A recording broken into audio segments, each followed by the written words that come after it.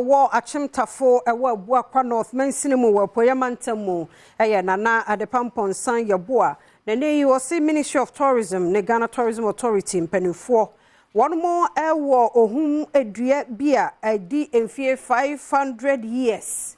na ne ye no ɛho hia sɛ wɔsɛ one more emu ani kɔ hɔ na daachi bi wɔn ye ne yesiesie ne yie amfa so de bɛba hɔ pa kwansra ho nnwuma ɛbɛma ne mu so wɔ hɔ Adom Kasee ɛto so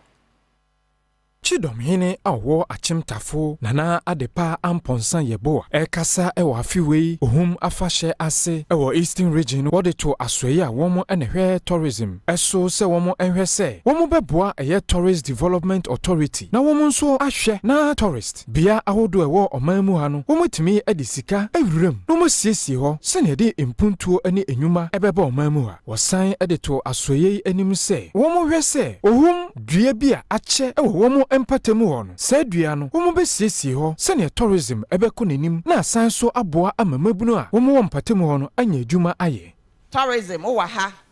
ye wo ohumu dua kese e wa ha enyin yie papaapa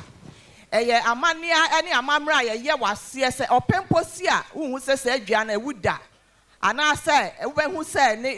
na yi no kura atia ewu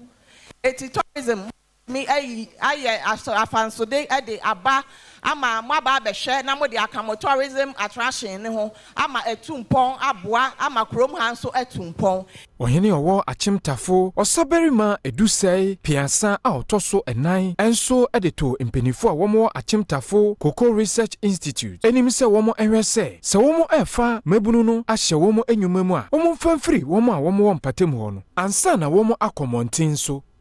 yetriye ye nananom FC ha no wan amotimodin abanka se wo hwehwe baabi ade amia ye mpensempensemu ewo koko koko ho no ye nananom timi yi asase nko 1 mile square free ase ye benya ho mfaso a ene ewo ho na mfaso no de enyama papa eno de ye betu ho anamo meni mpani aye se ye betu ho anamo evise siatia na se adwuma kese wa ha na ye fa nipa ekwa bedam